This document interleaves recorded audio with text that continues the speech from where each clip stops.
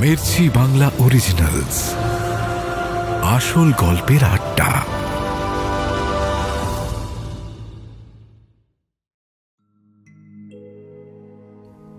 স্মিতা হন্তদন্ত হয়ে ঘরে ঢুকে দেখল ঈশান দরজা খুলে দাঁড়িয়ে আছে। স্মিতা বলল, হ্যাঁ ঈশানদা, এবার বলো, কাল রানাঘাটে কি করতে গিয়েছিলে? আমাকে তো একবার ডেকে নিয়ে যেতে পারতে। ঈশান বলল, তোকে নিয়ে যাইনি, ভালোই হয়েছে। কাল রানাঘাটেই অনেকগুলো জায়গায় যেতে হয়েছিল, ওখানে গিয়ে অনেক কিছু জানতে পারলাম। সব বলছি, টেনশন করিস না। আমি তো তোর দাদারই মতো রে, যে বা যারা আমাদের ক্ষতি করার চেষ্টা করছে আমি তাদের ঠিক খুঁজে বার করব। সম্বিত আর তোর কোনো ক্ষতি আমি হতে দেব না। ঈশান বলল, গতকাল রাতে রাত্রির ফোন এসেছিল। সেই শুনে স্মিতার মুখটা কেমন শুকিয়ে গেল। ও বলল, আবার তোমাকে ফোন করেছিল? আমি বুঝতে পারছি না ঈশানদা, এবার কি তাহলে একজন ভূতের ওঝার খোঁজ করতে হবে? ঈশান বলল, কারুর কোনো খোঁজ করতে হবে না। এই ভূত কিভাবে ছাড়াতে হয় ঈশান খুব ভালো করেই জানে। যে কাল রাত ওকে ফোন করেছিল সে আর যেই হোক কোনো প্রেতাত্মা নয়, কারণ ওকে সকলেই চোখের সামনে দেখেছে। একটাই ছোট্ট কনফিউশন রয়েছে যে ওকে হুবহু অমৃতার মতন কি করে দেখতে হলো। এছাড়া সবটাই ওর কাছে পরিষ্কার।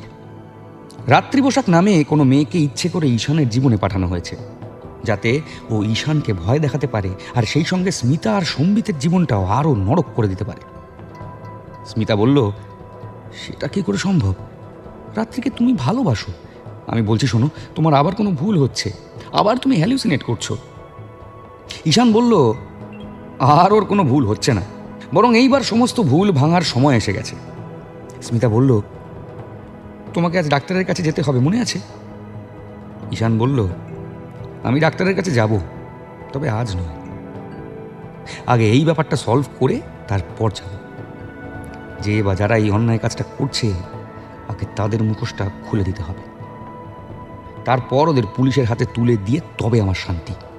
স্মিতা বলল, এগুলো ভাবার আগে তুমি নিজের চিকিৎসাটা মন দিয়ে করো ঈশানদা।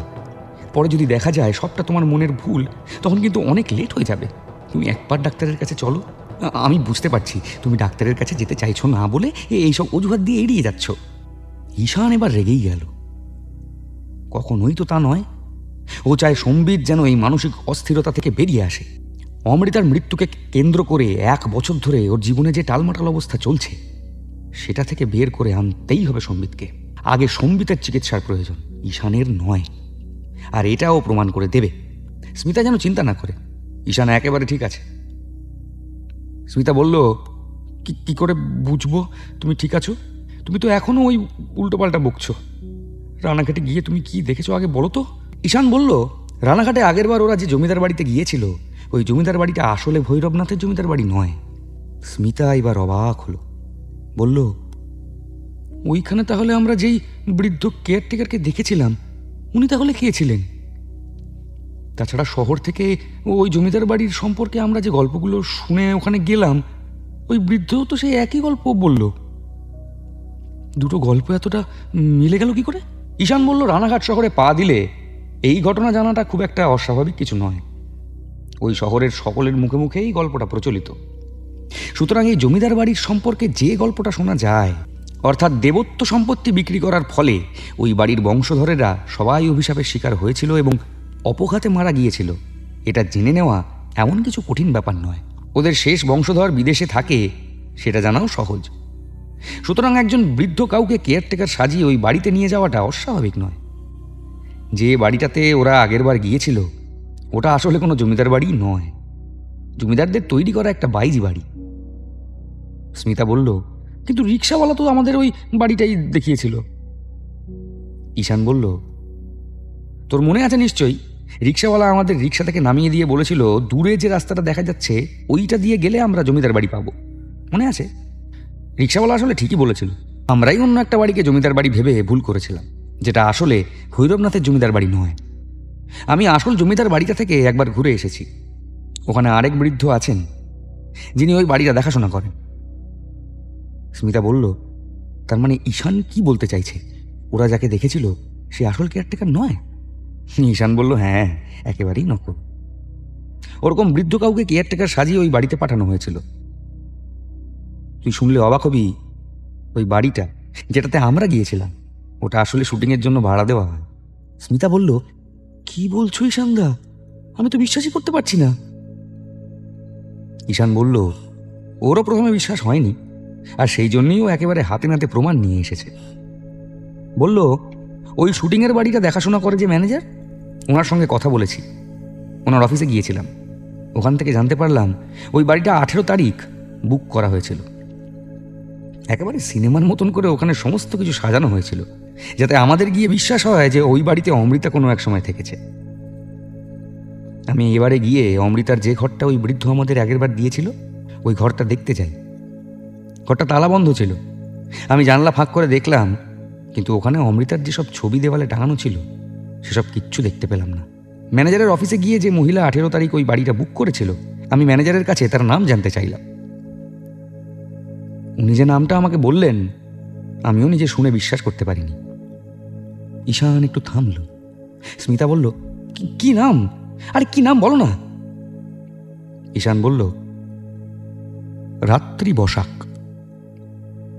অর্থাৎ যে রাত্রিকে আমি বিশ্বাস করেছিলাম, ভরসা করেছিলাম, ভালোবেসেছিলাম, সেই রাত্রি আমার সঙ্গে এরকম একটা কাজ কেন করলো, এটা এখনো আমার কাছে পরিষ্কার হচ্ছে না। স্মিতা বলল, রাত্রি তো তাহলে ডেঞ্জারাস। আমার তো ভয় করছে ঈশানদা। এখন তো তোমার কথাই সত্যি বলে মনে হচ্ছে। কেউ আমাদের বিরুদ্ধে নিশ্চয়ই ষড়যন্ত্র করছে, কিন্তু কে করছে, কেন করছে? ঈশান স্মিতাকে এসব কথা কাউকে বলতে বারণ করলো। স্মিতা বলল, ও এই নিয়ে কার সঙ্গেই বা আলোচনা করবে?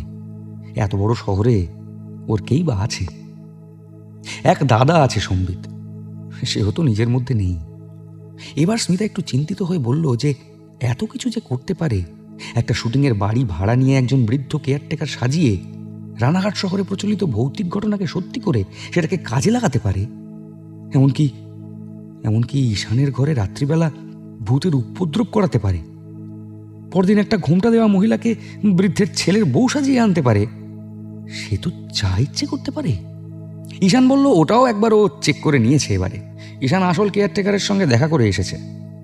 ওনার এরকম কোনো ছেলের বউ নেই, এমনকি ওনার পরিবার বলেই কিছু নেই, উনি একা। স্মিতার মুখ আরও শুকিয়ে গেল। ও বলল, তার মানে তো আমাদের সবার লাইফ রিস্ক হতে পারে। যে বা যারা এতটা ভয়ঙ্কর, তারা তো আমাদের প্রাণেও মেরে ফেলতে পারে। ঈশান বলল, না, সেরকম কিছু হবে না। তার আগেই আমি ওর আসল চেহারা সামনে নিয়ে আসবো। চল, তোকে দোকানে পৌঁছে দিয়ে আসি। ঈশান স্মিতাকে নিয়ে ফ্ল্যাট থেকে বেরোলো। স্মিতাকে দোকানে নামিয়ে দিয়ে ঈশান একটা ক্যাফেতে এলো। সকালবেলা ব্রেকফাস্ট করা হয়নি। ঠিক করলো এই ক্যাফেতে ব্রেকফাস্ট করে নেবে। ব্রেকফাস্টের অর্ডার দিয়ে 1 কাপ কফি নিয়ে বসলো। এমন সময় একটু দূরে একটা টেবিলে দেখলো একটা ইয়াং কাপল বসে। ছেলেটিকে ও চেনে না, কিন্তু মেয়েটিকে ও হাড়ে হাড়ে চেনে। মেয়েটির নাম রাত্রি বসাক। ঈশান খুব শান্ত থাকলো। রাত্রিকে দেখে একটু উত্তেজিত হলো না, এমনকি রাত্রির সামনেও গেল না। ও দূর থেকে রাত্রিকে দেখতে লাগলো। এমন সময় রাত্রির একটা ফোন আসায় সে ফোন নিয়ে বাইরে গেল। ঈশান ভাবল, এইটাই সুযোগ। ঈশানও ক্যাফের বাইরে এলো। দেখলো ক্যাফের বাইরে দাঁড়িয়ে রাত্রি ফোনে কথা বলছে। ঈশান চুপচাপ রাত্রির পেছনে গিয়ে দাঁড়ালো। রাত্রি ফোন শেষ করে পেছন ফিরতেই সামনে ঈশানকে দেখল। ঈশান চুপচাপ রাত্রির দিকে তাকিয়ে আছে। রাত্রি যেন ঈশানকে দেখে ভূত দেখার মতন চমকে উঠল। এইবার ঈশান জিজ্ঞেস করলো, কি হলো রাত্রি, আমাকে দেখে ভয় পেয়ে গেলে? এখানে আমাকে দেখবে আশা করনি, তাই না? এমন সময় ক্যাফেতে আরো একদল ছেলে মেয়ে ঢুকলো। হঠাৎ সেই ভিড়ের মধ্যে রাত্রি কোথায় যেন মিলিয়ে গেল। ভিড় কেটে গেলে ঈশান দেখলো রাত্রি রাস্তা পার হয়ে চলে যাচ্ছে। ঈশান শান্তই থাকলো, রাত্রিকে ফলো করারও চেষ্টা করলো না। মনে মনে একটু হাসলো। বুঝলো রাত্রি ধরা পড়ে গেছে, তাই দেখে ভয় পেয়ে পালিয়ে গেছে। ঈশান এবার ক্যাফের ভেতরে ফেরত এলো। রাত্রির সঙ্গে যে ছেলেটি ক্যাফেতে বসেছিল ওর সামনে এসে টেবিলে বসলো। ছেলেটি ঈশানকে দেখে একটু অবাক হলো। ছেলেটি বলল, এক্সকিউজ মি, আমার সঙ্গে একজন আছে। ঈশান বলল, জানি, ওর নাম রাত্রি বসাক, তাই তো? যদিও জানি না নামটা সত্যি কি না, আমি অন্তত এই নামেই চিনি। ছেলেটি এবার অবাক হয়ে ঈশানের দিকে তাকিয়ে রইল।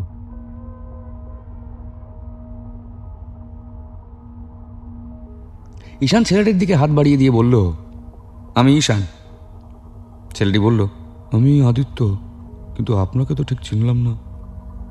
ঈশান বলল, তোমার আমাকে চেনার কথাও নয়, আমি রাত্রিকে চিনি। রাত্রির ব্যাপারে তোমার সঙ্গে কতগুলো কথা বলতে চাই। রাত্রি তোমার কি হয়? আদিত্য একটু চুপ করে থেকে বলল যে এইটা ওর একেবারেই পার্সোনাল ব্যাপার। ঈশান কেন জিজ্ঞেস করছে? ঈশান বলল, আমি যদি খুব ভুল না হই এই মেয়েটি তোমার গার্লফ্রেন্ড, তাই তো? এইবার আদিত্য একটু থেমে থেকে বলল, হ্যাঁ, আমাদের 4 বছরের রিলেশন, খুব শিগগিরই আমরা বিয়ে করব। ঈশান এরকম কিছুই আশা করেছিল। 4 বছরের সম্পর্ক যখন, তাহলে আদিত্য নিশ্চয়ই মেয়েটিকে খুব ভালো করেই চেনে। ঈশান জানতে চাইল, আচ্ছা, তুমি কি জানো একটা ডেটিং অ্যাপে ওর অ্যাকাউন্ট আছে? ছেলেটি আকাশ থেকে পড়ল, না, সেরকম কিছু তো ওর জানা নেই। এবার ঈশান নিজের ফোনটা বার করে রাত্রির অ্যাকাউন্ট বের করে ছেলেটিকে দেখালো। বলল, এই অ্যাকাউন্টের মাধ্যমেই রাত্রির সঙ্গে আমার মাস 3 আগে পরিচয় হয়। রাত্রি আমার সঙ্গে প্রেমের অভিনয় করতে থাকে। আমি বুঝতে পারিনি, আমি ওকে সত্যিই ভালোবেসে ফেলেছিলাম। আদিত্য বলল, আপনি এসব কি বলছেন? আমি তো বিশ্বাস করতে পারছি না। রাত্রি 3 মাস ধরে নিয়মিত আমার সঙ্গে দেখা করেছে, কথা বলেছে, তাহলে ও আপনার সঙ্গে সম্পর্কে থাকলো কি করে? ঈশান বলল, ও তো সম্পর্কে ছিল না, ঈশান একতরফা সম্পর্কে ছিল। যাই হোক, ওর সঙ্গে ঈশানের পরিচয়ের পর সবটা ঠিকঠাকই চলছিল। তারপর ঈশান বলল, আমি এত বোকা যে কোনোদিন মেয়েটির বাড়ি যাওয়া বা ওর সম্পর্কে বেশি কিছু জানার চেষ্টাও করিনি। ওর ছোটবেলা সম্পর্কে ও নিজে যা যা বলেছে আমি সেটাই বিশ্বাস করেছি। ও বলেছিল ওর বাবা মায়ের ডিভোর্স হয়ে গেছে। ও রানাঘাটে ওর মামার বাড়িতে মানুষ। ওর বাবা মায়ের ডিভোর্সের পর ওরা রানাঘাটে ফিরে গিয়েছিল। রানাঘাটেই ওর ছোটবেলা কেটেছে। আমি এসব কথা কোনোদিন ক্রস চেক করার চেষ্টাও করিনি। কিন্তু হঠাৎই একদিন রাত্রি উধাও হয়ে গেল। অদ্ভুতভাবে রাত্রির খোঁজ করতে আমি রানাঘাট গেলাম, কিন্তু ওখানে গিয়ে শুনলাম রাত্রির আসলে কোনো অস্তিত্বই নেই। ওর কলকাতার ঠিকানায় ওকে খুঁজতে যাই, ওখানেও ওকে পাই না। এর মধ্যে আরও একটা ঘটনা আছে যেটা তোমাকে বলে লাভ নেই, তুমি বুঝবে না। আমার এক বন্ধুর প্রেমিকা যে বছরখানেক আগে আত্মহত্যা করেছিল, ওর সঙ্গে রাত্রির চেহারা হুবহু মিলে যায়। রাত্রি কেন জানি না এটা প্রমাণ করার জন্য যে ও আসলে আমার বন্ধুর প্রেমিকা বারবার ভৌতিক বেশে আমার সামনে দেখা দিতে থাকে। আদিত্য সবটা শুনে বলল, এত কিছু ওর বিশ্বাসই হচ্ছে না। ওর সঙ্গে সম্পর্ক থাকা সত্ত্বেও তলায় তলায় রাত্রি এত কিছু করেছে।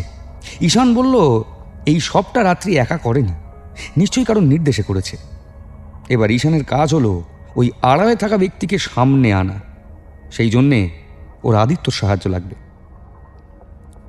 আদিত্য বলল, বলুন, আমি আপনাকে কিভাবে সাহায্য করতে পারি? রাত্রি শুধু আপনাকে নয়, আমাকেও ঠকিয়েছে। এত কিছু ঘটে গেছে, ও আমাকে কিচ্ছু জানায়নি। ঈশান আদিত্যকে বলল সবার আগে ওকে রাত্রির বাড়িতে নিয়ে যেতে। ঈশান ওর মায়ের সঙ্গে কথা বলতে চায়। তাতে আদিত্য বলল, শুধু আন্টি কেন, আপনি আঙ্কেলের সঙ্গেও কথা বলতে পারেন। রাত্রি আপনাকে মিথ্যে কথা বলেছে। আন্টি আঙ্কেলের ডিভোর্স হয়নি, ওনারা একসঙ্গেই থাকেন। রাত্রি ওনাদের একমাত্র মেয়ে, খুবই আদরের। দূর দূরান্ত পর্যন্ত রানাঘাটের সঙ্গে ওদের কোনো সম্পর্ক নেই।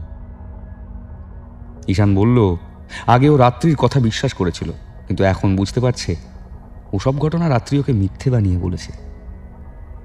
আদিত্যর সঙ্গে ঈশান ওই ক্যাফে থেকে বেরোলো। ওরা দুজনে একটা ট্যাক্সি নিয়ে রাত্রির বাড়িতে এলো। ঈশান দেখলো রাত্রি ওকে যে ঠিকানাটা দিয়েছিল এটা সেই ঠিকানা নয়। এটা অন্য একটা হাউজিং।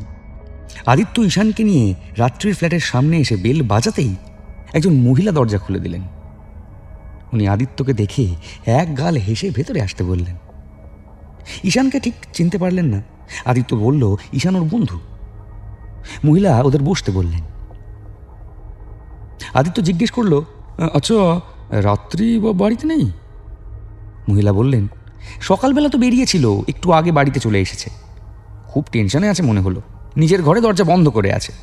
বুঝতে পারছি না জানো কি হয়েছে। তোমার সঙ্গে কিছু হয়েছে নাকি আদিত্য? আদিত্য বলল, না আন্টি, আমার সঙ্গে কিছু হয়নি। ওকে একটু ডেকে দিন না, ওর সঙ্গে একটু দরকার আছে। মহিলা ভেতরে গেল। একটু পরে রাত্রি বাইরে এলো। আদিত্যর সঙ্গে ঈশানকে দেখে চমকে উঠল। ও তাড়াতাড়ি ভেতরে চলে যেতে গেল, কিন্তু আদিত্য রাত্রির হাত চেপে ধরল। দাঁড়াও রাত্রি, পালিয়ে তো বাঁচতে পারবে না। আমি ওনার থেকে সমস্ত ঘটনা শুনেছি। তুমি ওনার সঙ্গে কেন করেছো এরকম? উত্তর দাও। শুধু উনি নন, আমিও উত্তর চাই। এইবার রাত্রি কেঁদে ফেলল। বলল, আমার এতে কোনো দোষ নেই, আমি কিচ্ছু করিনি। ঈশান বলল, কিছু করনি মানে? তুমি রানাঘাটে শুটিং হয় একটা বাড়ি, সেই বাড়িটা খুঁজে বের করেছো। সেই বাড়িটা তোমার নামে বুক করা হয়েছে। ওখানে একজন বৃদ্ধকে সাজিয়ে নিয়ে যাওয়া হয়েছিল। রানাঘাটে প্রচলিত যে জমিদার বাড়ির গল্প, ওই গল্প অনুযায়ী হুবহু বৃদ্ধ কেয়ারটেকারকে সব শিখিয়ে রাখা হয়েছিল। বৃদ্ধ কেয়ারটেকার ওই গল্পটাই আমাদের শুনিয়েছে। মাঝরাতে তুমি আমার ঘরে ঘুমটা পড়ে এসেছিলে। বলো বলো, আমি ঠিক বলছি কিনা? রাত্রি বলল, হ্যাঁ হ্যাঁ হ্যাঁ, আমি স্বীকার করছি, আমি মাঝরাতে ঘরের নুপুর পরে তোমাকে ভয় দেখাতে এসেছিলাম। পরের দিন কেয়ারটেকারের ছেলের বউয়ের বেশেও আমি এসেছিলাম ভুল বোঝাতে। পরে যখন তুমি দ্বিতীয়বার ডাকলে, তখন অন্য একটি মেয়েকে আমি পাঠিয়েছিলাম। আমার ফোনের সিমটা 3 মাস আগেই কেনা। তোমাকে ভয় দেখানোর জন্যই তোমার সঙ্গে সম্পর্কের অভিনয় করি। সিমটা আমি ইচ্ছে করেই মাঝে মাঝে খুলে রাখতাম, যাতে তোমার বিশ্বাস হয় যে আমি কোনো মানুষ নই, আমি অশরীরী আত্মা। কিন্তু এই সব কিছু আমি করেছি নিজের ইচ্ছায় নয়। ঈশান বলল, এসবের পেছনে কে রয়েছে তার নামটা তাড়াতাড়ি বলে ফেলো। রাত্রি বলল, একটু একটু অপেক্ষা করো। আজ সকালে ক্যাফেতে তোমাকে দেখার পর আমি বাড়ি ফিরে এসে ওকে ফোন করি, সবটা খুলে বলি যা আমরা ধরা পড়ে গেছি। ও বলল ও এক্ষুনি আমাদের ফ্ল্যাটে আসছে। কথা শেষ হতে না হতেই ফ্ল্যাটে বেল বাজল। ঈশান দরজা খুলে চমকে উঠল। দরজার বাইরে দাঁড়িয়ে আছে স্মিতা। স্মিতা নিঃশব্দে ঘরে ঢুকে এলো। রাত্রি ওকে দেখে কাঁদতে কাঁদতে বলল, স্মিতা আর নাটক করে লাভ নেই, আমরা ধরা পড়ে গেছি। ঈশান ভাবতেও পারেনি এই সবটার পেছনে স্মিতা আছে। ঈশান জিজ্ঞেস করলো, স্মিতা এরকম একটা কাজ কেন করলো? এইবার স্মিতার একটা অন্য রূপ দেখলো ঈশান। স্মিতা বলল, ঈশানের জন্য ওর দাদার জীবনটা নষ্ট হয়ে গেছে। ঈশানই ওর দাদাকে অমৃতার সঙ্গে মিথ্যে সম্পর্ক তৈরি করতে বলেছিল। আজ এই কারণেই সম্বিত এরকম মানসিকভাবে ভেঙে পড়েছে।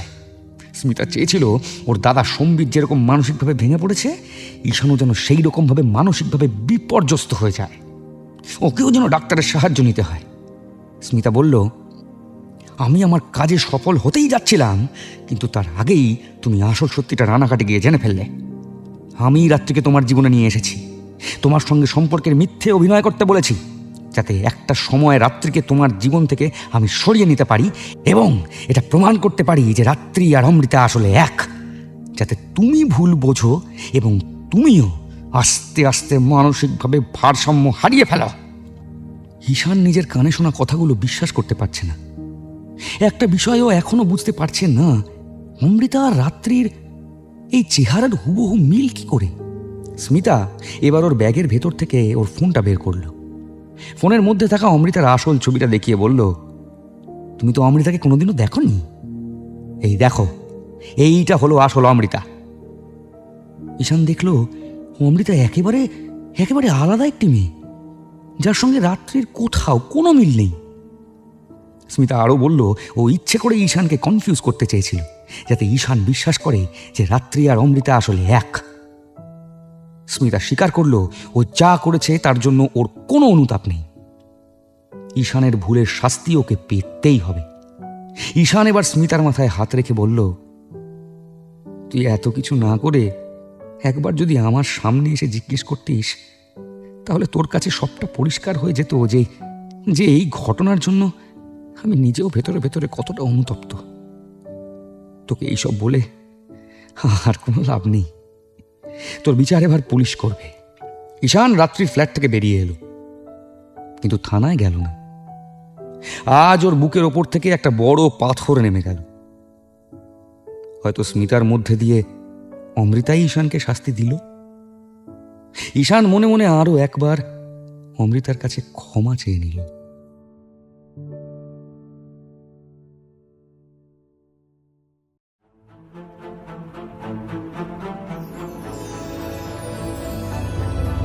মির্চি বাংলা অরিজিনালস, আসল গল্পের আড্ডা।